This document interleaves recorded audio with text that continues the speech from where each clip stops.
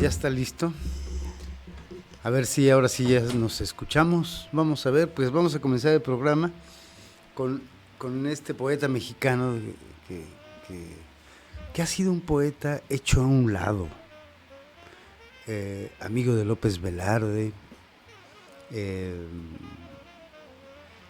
mm, Fue amigo de José Clemente Orozco, el muralista maravilloso. Fue amigo de Diego Rivera, entre otros, ¿no? Juan José Tablada. Comenzamos con un poema que, que dice llamarse En el parque. Vamos a hablar de su poesía que es muy interesante, por eso quizá no lo conozcamos tanto. En el parque, un último sonrojo murió sobre tu frente. Caíste sobre el césped, la tarde sucumbía. Venus en el brumoso confín aparecía. Y rimando tus ansias, sollozaba la fuente. ¿Viste acaso aquel lirio y cómo deshacía una a una sus hojas en la turbia corriente, cuando el eco obstinado de mi súplica ardiente respondiste anegado tu mirada en la mía? Ya en la actitud rendida que la caricia invoca, tendiste sobre el césped tus blancos brazos flojos, vencida por los ruegos de mi palabra loca. Y yo, sobre tu cuerpo, cayendo al fin de hinojos, miré todas las rosas sangrando entre tu boca y todas las estrellas bajando hasta tus ojos. Qué poema bueno. Hay que recordar, mire, Juan José Tablada nació en Coyoacán, México, el 3 de abril.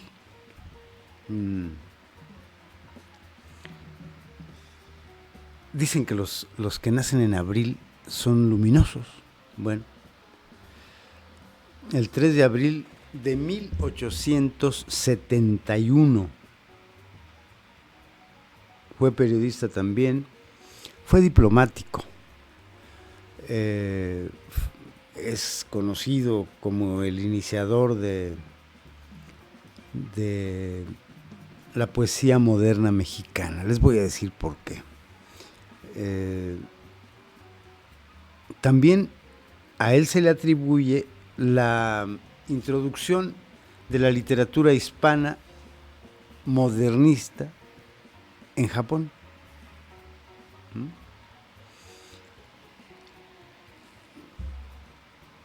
Usó tumultuosamente metáforas antes que los ultraístas de ese tipo. Y bueno, estudió arte hispanoamericano, el arte hispanoamericano, pero el arte precolombino y el arte contemporáneo. Él estaba muy informado sobre el arte, sobre esta parte de la historia del arte precolombino, del arte que después fue hispanoamericano, ¿no? Y se instruyó sobre el arte contemporáneo. Ya dijimos que fue amigo de López Velarde, incluso le escribió un poema muy, muy hermoso. Termina diciendo, ¿cómo voy a regresar a México y encontrarme con que ya no está López Velarde? Eso es, lo quería mucho. Él fue hijo de José Aguilar de Tablada Gutiérrez y de Mariana Acuña Osuna. Estudió en la Ciudad de México, fíjense dónde, en el Castillo de Chapultepec. Continuó sus estudios después en la Escuela Nacional Preparatoria, donde aprendió pintura también. Hay que ver lo que hizo con los caligramas, ¿no? Continuó sus estudios después ahí y en la Nacional Preparatoria. La pintura fue una de sus aficiones, ¿no? Trabajó como empleado también en los ferrocarriles y conoció de niño al poeta ciego Manuel M. Flores. Siempre es importante esas marcas que dejan en la infancia de haber conocido a un artista o a una persona importante, ¿no? Y bueno, él conoció, siendo un niño, al poeta Manuel M. Flores. En 1890, más o menos, tenía 19 años. Empezó a colaborar en el periódico El Universal, con poemas, crónicas dominicales en la sección llamada Rostros y Máscaras de ese entonces. Colaboró también para El Mundo Ilustrado, la Revista de Revistas, el Excelsior, en fin, el Universal Ilustrado, también en periódicos de Caracas, Bogotá, La Habana y Nueva York. Escribió para revistas literarias, escribió para la revista literaria famosa, aquella de Rubén Darío, Azul. Nada menos en esa. Luego la revista moderna, La Falange, El Maestro. Fue fundador de la revista Mexican Art and Life. Y bueno, ya 4 años después,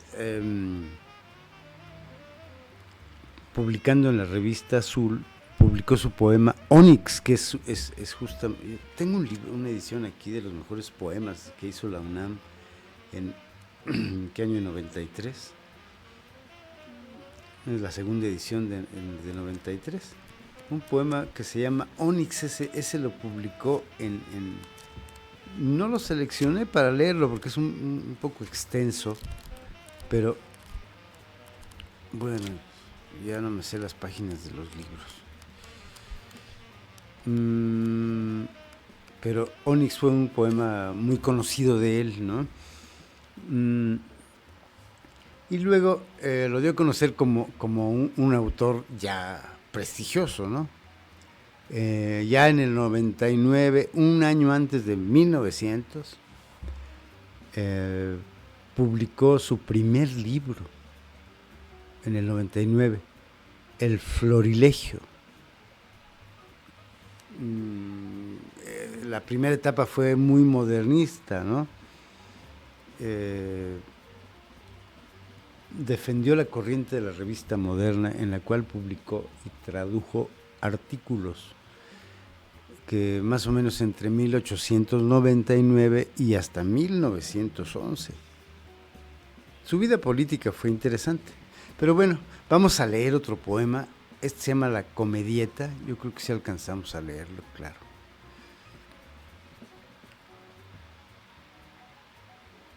Ahorita hablamos de por qué no fue un poeta popular.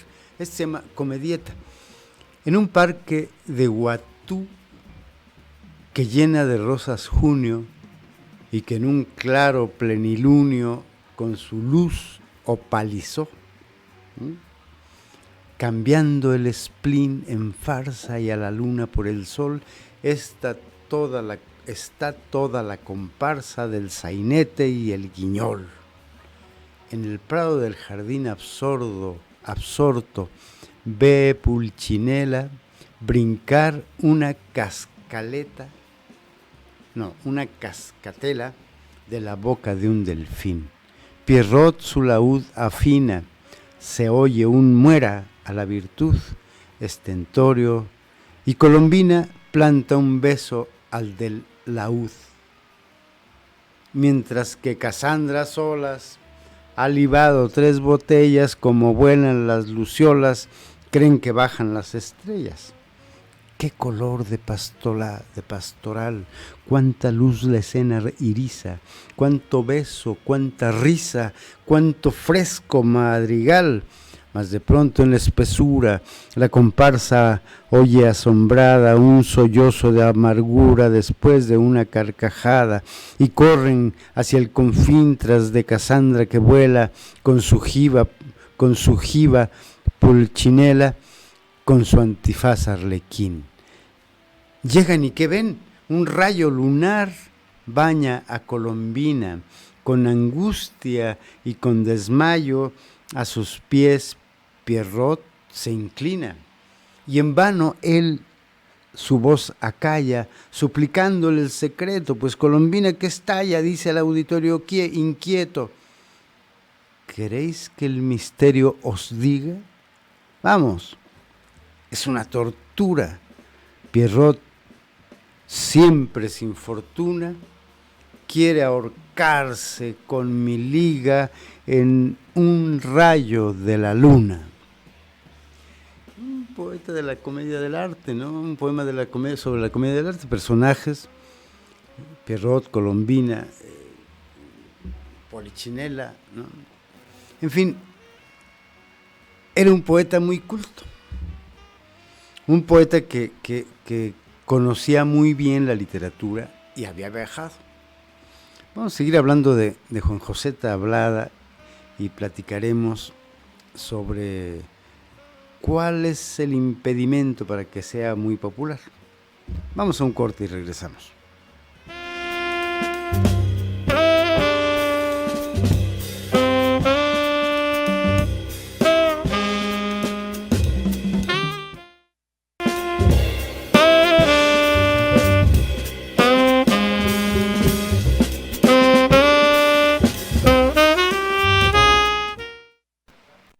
Ya estamos de regreso y vamos a leer otro poema de Juan José Tablada y seguimos hablando de tan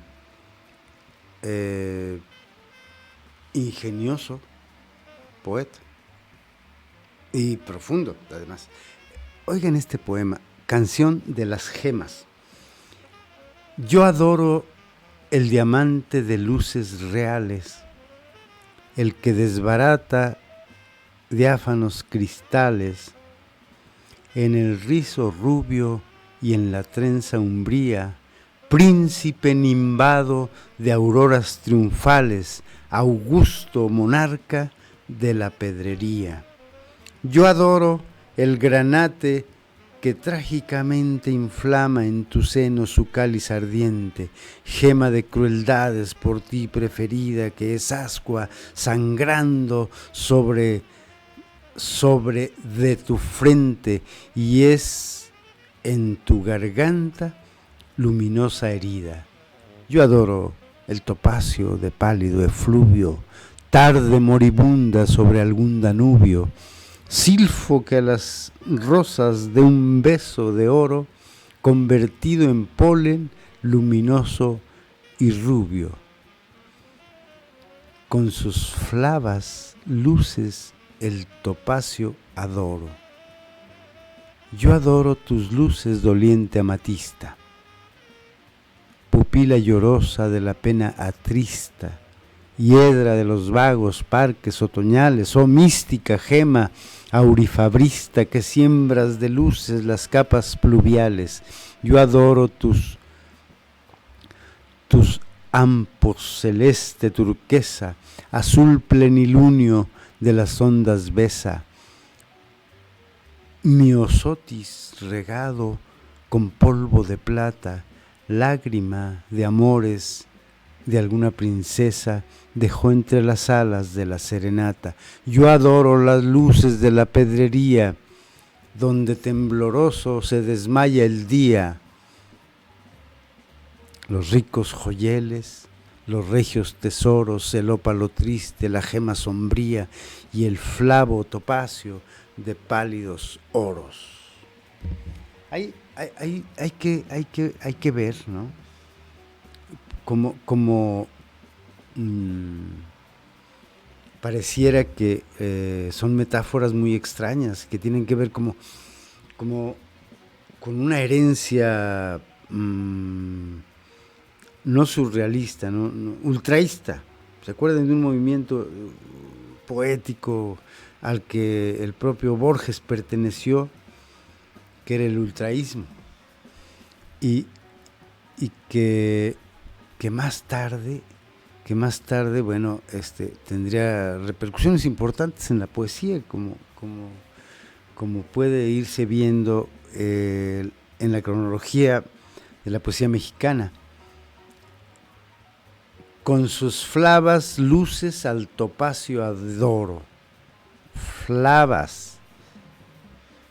Es decir, está utilizando palabras que no son muy usuales. Eso es una de las cosas que me parecen importantes de Juan José Tablada, y por eso, porque no es completamente fácil de entender, puede... veamos la poesía de López Velarde, por ejemplo, ¿no? No creo que sea, no es fácil, digamos, nada es fácil. Lo sencillo no está mal. Lo sencillo es el sitio donde se llega en la madurez. Pero creo que Tablada, por aquí leí un comentario, un poeta que decía que abusaba de las metáforas. No creo tanto, no creo que haya abusado de las metáforas. Lo que pasa es que él era un hombre muy, muy conocedor, ¿no? Aurifabrista, atrista, miosotis. Estaba muy, muy informado, ¿no? Muy informado. Por ejemplo, miren, vayamos a ver la vida política. Intervino en la política y llegó a ocupar puestos diplomáticos. Ya eso lo hemos platicado. No encuentro mis lapiceros, pero bueno, aquí está. En Japón fue diplomático, en Francia, Ecuador, Colombia y Estados Unidos. Hizo un viaje a Japón importantísimo en 1900. Y bueno, empezó a interesarse por el arte japonés, que siempre permite una estética muy inclinada hacia la interpretación plástica de la naturaleza. En la poesía lo podemos ver en sus tradiciones poéticas de los japoneses, ¿no? Y Juan José Tablada lo descubre. Bueno, fue opositor a la política de Francisco I. Madero. Bueno, cada quien. Y publicó una sátira llamada Madero Chantecler en 1910. Entonces, como suele pasar, la política es muy compleja y no nos vamos a meter más hondo, pero bueno, no estaba de acuerdo con Madero, como muchos a los que les afectó. Publicó numerosas obras satíricas y algunas de doble sentido político, como La Escuelita, concepto que sería utilizado para el programa Cero en Conducta, un programa muy, muy curioso. Colaboró para el gobierno de Victoriano Huerta y tras la caída de este en 1914 se fue a Nueva York. También quizá no ha sido muy reconocido porque fue un poeta, digamos, opositor a Madero, ¿no? En 18 el presidente Venustiano Carranza lo nombró secretario de Servicio Exterior. Entonces, y se fue a Caracas. Ahí hizo una labor cultural importante, impartiendo conferencias, realizando publicaciones en lo suyo. En 1920 ya se fue a Quito, pero después renunció, ya en Quito renunció a su puesto diplomático. No se adaptaba a la altura sobre el nivel del mar, esa fue la razón. Y luego regresó a México y se fue a Nueva York otra vez, fundó la librería de los latinos. Durante un breve regreso a la Ciudad de México en el más o menos el 22, 23, un grupo de escritores lo nombró el poeta representativo de la juventud. Residiendo en Nueva York, fue nombrado también miembro de la Academia Mexicana de la Lengua en 1928. Esas son las razones. Vemos, viajó, estuvo fuera del país. Quizá fueron las razones porque el movimiento literario en México pues continuaba y él no estaba presente, ¿no? Entonces, creo que por eso lo han llegado a interpretar como fuera del modernismo mismo, ¿no? Antes de irnos leemos un poema de 4 líneas, ¿sí? Se llama Envío. Princesa, tú sabes que en ese tesoro, más que la esmeralda y el topacio de oro, más que los diamantes y los negros cuarzos, tus dulces miradas son las que yo adoro. Báñame en la lumbre de tus ojos garzos. Vamos a un corte y regresamos.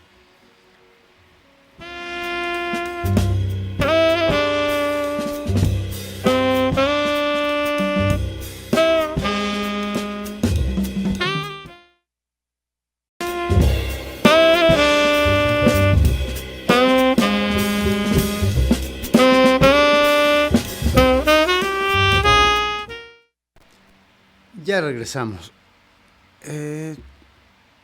Ahora vamos a leer, lo voy a leer desde el libro, fíjense. Quinta Avenida. Obviamente, pues viví en Nueva York, ¿no? Y noten ustedes, ya encontré mi lápiz. Noten ustedes, pues la cultura que tenía Juan José Tablada finalmente. No lo leo en la computadora ahora, porque fíjense que mi computadora anterior se tomó unos tragos de cerveza y se descompuso. Le di a beber cerveza y no aguantó y pobrecita ya no sirvió. Entonces ahora tengo esta que no está muy bonita y muy buena, ¿no? Entonces, muchas gracias a Hugo Zárate, un cuate padrísimo que ve las computadoras. Lo recomiendo cuando quieran, les recomiendo que les vea su computadora. Quinta Avenida. Mujeres que pasáis por la Quinta Avenida, tan cerca de mis ojos, tan lejos de mi vida, soñáis desnudas, que en el baño os cae áureo jove pluvial como a Danae, o por ser impregnadas de un tesoro, al asalto de un toro de oro, tendéis las ancas como Pasífae. Sobáis con perversiones de Cornac, de broncíneo elefante la trompa metálica, o transmutáis urentes de Karnak, la sala hipóstila enfálica.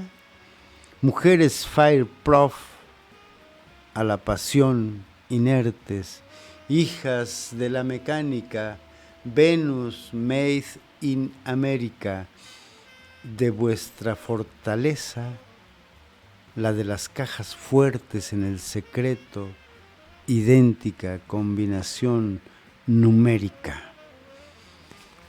No es fácil. Juan José Tablada, por supuesto que no es fácil, ¿no? Por ningún lado es fácil, ¿no? Es complicado, por eso, fíjense que a propósito de que, bueno, no era muy popular, no era muy, digamos, como López Velarde, como el propio Gutiérrez Nájera anterior, ¿no? Amado Nervo, Manuel Acuña, esos poetas que eran muy conocidos. Juan José Tablada no. Y bueno, ya hablábamos de que fue incluido en la Real Academia de la Lengua en 1928. Vamos a lo mejor en el último bloque o aquí podemos hablar de la poesía visual que hizo él, esos caligramas al estilo de Apollinaire, ¿no? En 1935 volvió a México y vivió en Cuernavaca. En 1941 fue nombrado miembro del número de la Academia Mexicana de la Lengua para ocupar el sillón número 8. A mediados de 1945 también volvió a Nueva York como vicecónsul. Muy bien, ¿no? Pero murió el 2 de agosto de ese mismo año, en 1945. Bueno, la Academia de la Lengua gestionó el traslado de los restos de Nueva York para que fueran sepultados en la Rotonda de los Hombres Ilustres, en México. Ahí está Juan José Tablada. Ya habíamos dicho que la cercanía con las artes plásticas, ahora les dicen artes visuales, bueno, con las artes plásticas, influyó mucho a Juan José Tablada, y aquí vamos a llegar a un momento muy importante en la obra de este poeta.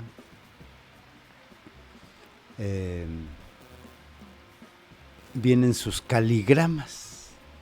Ahí se le considera uno de los principales poetas vanguardistas mexicanos, ¿no? Si ya vemos en el uso del lenguaje, si ya vemos en la complejidad de la poesía de Juan José Tablada, ahora viene esta parte que ya es más o menos fue por el 1919, 22, 1920 publicó Lipo y otros poemas. En 1900 poemas sintéticos en 1919 y El jarro de flores en 1922. Bueno, la feria Poemas Mexicanos juega con la tipografía para construir imágenes y significado, que es una cosa que yo disfruto hacer mucho con mis dibujos y con mis acuarelas.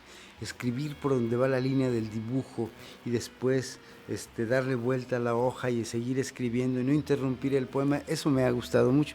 Bueno, lo hizo Juan José Tablada magníficamente, ¿no? Jugando con la tipografía, y construye imágenes y significados. Podemos pasar a lo mejor una foto de un poema. Ahí está el pájaro, ¿no? El pájaro, y luego otra cosa que es ¿cómo se llama esto? Ahí el pájaro, miren, se los leo. Un pájaro que trina musical y breve, como una ocarina, en un almendro florido deviene. Y además son poemas muy buenos, muy, muy buenos. Habría que ver si creo que hay más, Paquito. A lo mejor hay más. Nada más digo, hay que ver la luna, ¿no? Ese de la luna es encantador, ¿no? A mí me gusta el de la luna. Pero aquí está. Creyendo que el reflejo de la luna era una losa de blanco jade, y aéreo vino por cogerla y celebrarla una noche, bogando por el río se ahogó. Lipo. Es muy bonito, muy bonito. Cómo ese ingenio, ¿no? En este poemario de Lipo y otros poemas, Tablada juega con el dibujo y la palabra para honrar al poeta Lipo del año 701 a 762, que, de acuerdo a la leyenda, murió en un lago cuando intentaba atrapar la luna que se reflejaba en las aguas. Eso es maravilloso. Los poemas pintan una visión amistosa y un tanto provocativa de la realidad, con la intención de revivir la estética de la naturaleza a través de los dibujitos, que le llamaban dibujitos, que a la hermosa criatura le encantaba hacer, ¿no? Entonces, esos poemas que son ese orientalismo que recoge Tablada para nosotros, ¿no? Para traérnoslos acá. Introdujo el modelo poético del haiku, nada menos, no fue, algunos dicen que fue Octavio Paz, no, Tablada ya estaba, ya lo había introducido a la poesía hispanoamericana, ¿no? Y obviamente inspirado en ese exotismo orientalista con ese mismo raigambre modernista suyo, ¿no?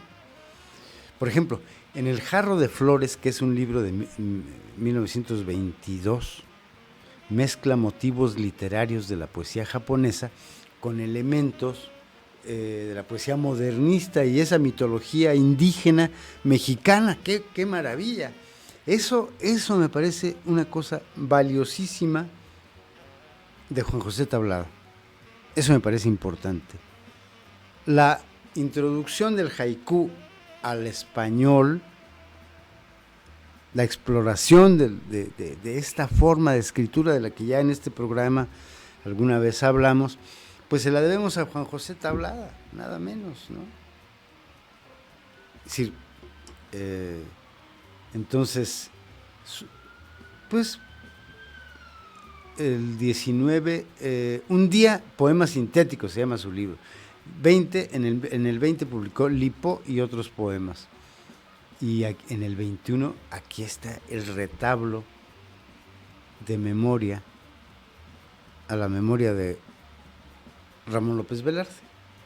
Después viene El jarro de flores, Intersecciones en el 24, La feria, poemas mexicanos del humorismo y la carcajada en 44. Hizo una obra de teatro que se llamó Madero Chantecler, tragicomedia zoológica política de rigurosa actualidad en 3 actos y en verso. No sé, a mí no se me antoja leer esa obra de teatro, además era antimaderista, ¿no? Yo no comulgo, por supuesto, con él. Hizo ensayos, miren, Historia del arte en México, y hizo un ensayo sobre los hongos mexicanos comestibles, Micología económica, eso fue salió hasta 1923, debió ser, aquí hay un error. Bueno, leamos un poema. Leamos 3 poemas: El Saus, Los sapos, El ruiseñor. Ok. El Saus, tierno Saus, casi oro, casi ámbar, casi luz. Los sapos, trozos de barro por la senda en penumbra, saltan los sapos. El ruiseñor, bajo el celeste pavor, delira por la única estrella el cántico del ruiseñor. Qué poemas tan hermosos, ¿no? Creo que ahí vamos a poner la luna. Leemos la luna. Estoy perdido, Paquito. Vamos en el bloque cuarto. Vamos a ir a una pausa. ¿Ya en este momento?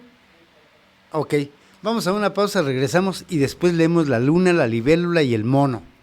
¿Les parece? Regresamos.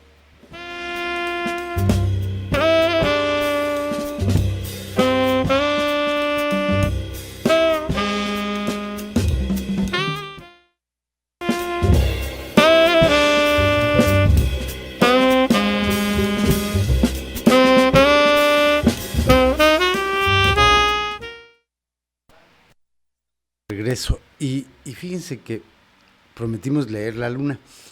La biografía pues, de Juan José Tablada, a mí me parece, digo, vivió como diplomático, fue muy bien. Su muerte en Nueva York,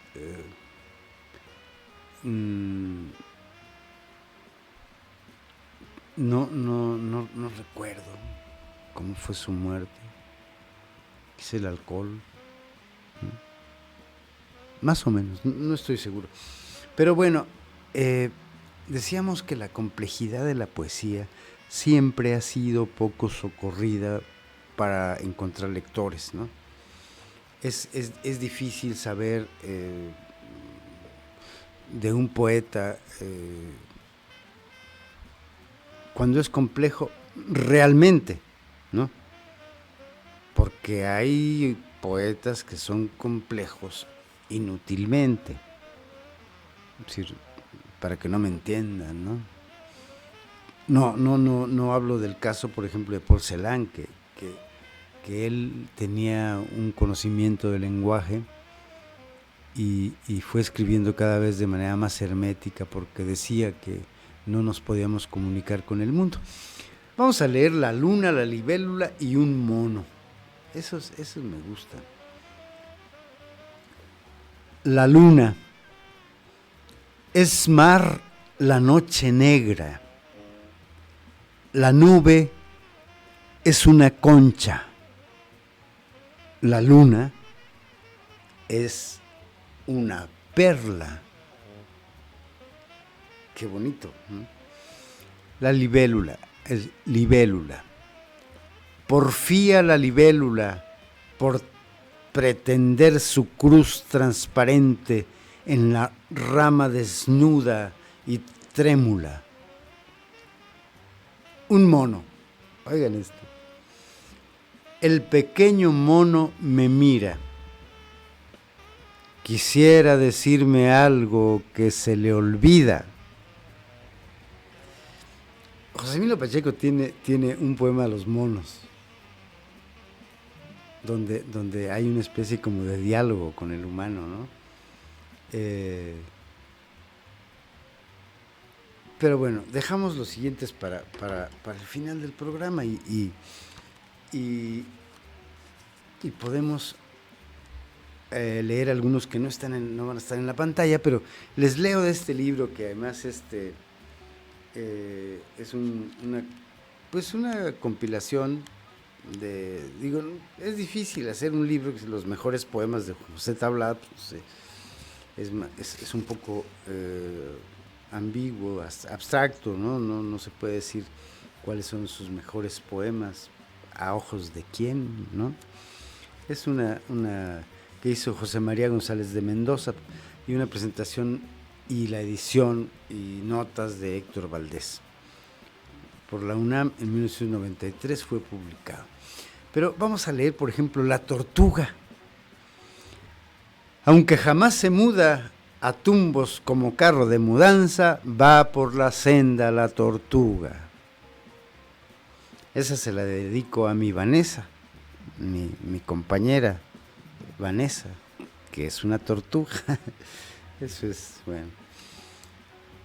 El pavo real. Largo fulgor. Pavo real. Largo fulgor por el gallinero demócrata, pasas como una procesión. Los gansos, ese es muy bueno. Por nada los gansos tocan alarma en sus trompetas de barro. Ese es buenísimo, me gusta mucho. Ya leímos los sapos, ¿no? El murciélago. Los vuelos de la golondrina ensaya en la noche el murciélago para luego volar de día.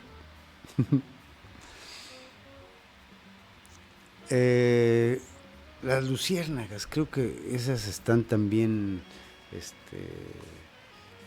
dibujadas, no estoy seguro. Luciérnagas en un árbol. ¿Navidad en verano? Queda clarísima la imagen, ¿no?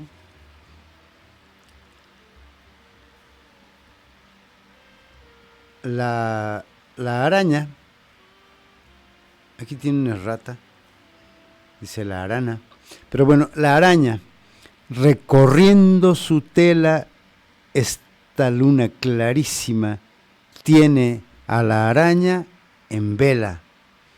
Y después continúa el de la luna que leímos hace un momento, donde dice la luna es una perla. Claro, claro. Además la luna es una perla. ¿Un lugar común nos parecería? No. Estamos hablando de un poeta modernista que en ese tiempo las joyas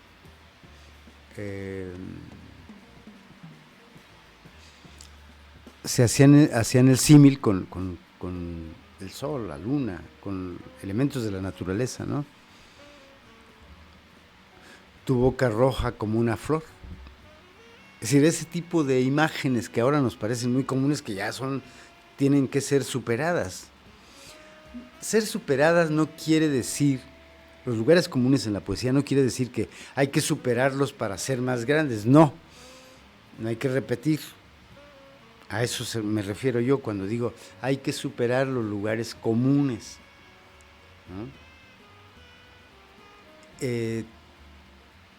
Creo yo que hay que leer a los modernistas. Aquellos que les gusta leer poesía y aquellos que les gusta escribir versos, es importante que lean en español. Claro, los que escriben en español, los que escribimos en español, que de estos hablamos, lean a los poetas modernistas, pero no dejen de leer a Juan José Tablada. Les digo por qué.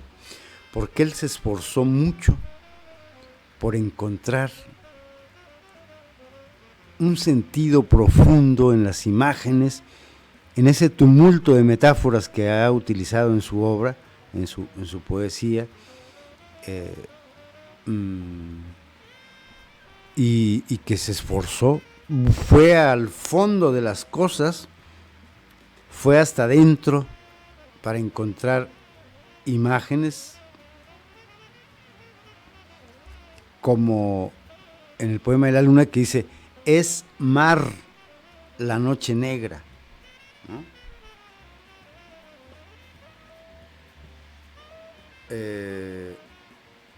Borges después dice la muerte, ese otro mar, ¿no?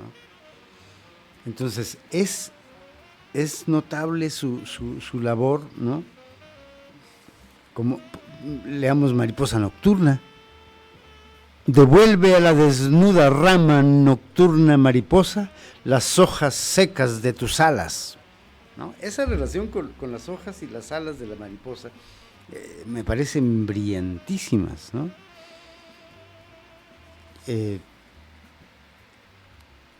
Hay otros poemas, ¿no? El hongo, la libélula, en Lilliput, hormigas sobre un grillo inerte, recuerdo de Gulliver en Lilliput. El burrito, fíjense, hablábamos de esa fusión, ¿no? De origen, de tres orígenes: japonés, del modernismo mexicano y de una idea precolombina, ¿no? Eso está en su obra. El burrito, o un costumbrismo ahí, ¿no? Mientras lo cargan, sueña el burrito amosquillado en paraísos de esmeralda. Qué buen poema, ¿no? Ese que se llama Toninas. Entre las olas azules y blancas rueda la natación de las toninas, arabescos de alas y de anclas. O que se llama Panorama. Bajo mi ventana, la luna en los tejados y las sombras chinescas y la música china de los gatos. Es aquí de vuelos. Juntos en la tarde tranquila vuelan notas del ángelus, murciélagos y golondrinas. Es muy, muy visual, sumamente visual es Juan José Arreola, Perdón, Tablada, ese lapsus. Pues ya nos vamos a ir. Les agradezco que hayan tomado atención a este programa y nos vemos el próximo jueves. El jueves pasado repitieron el programa porque se me fue la vida en otras cosas. Esta semana por fin ya se reanudan la vida ordinaria y vamos a despedirnos. Les agradezco muchísimo que hayan atendido. Lean a Juan José Tablada, por favor, para que se entienda el modernismo. Peces voladores, o bien el insomnio. En su pizarra negra sumas cifras de fósforo. Sandía, del verano roja y fría, carcajada rebanada de sandía. Peces voladores. Al golpe del oro solar, estalla en astillas el vidrio del mar. Recuerden, amigos, si nos estrellamos un día con los vidrios del mar, por lo menos, como dijo Sabina, que sean vidrios de Bohemia. Yo soy Neftalí Coria. Hasta la próxima.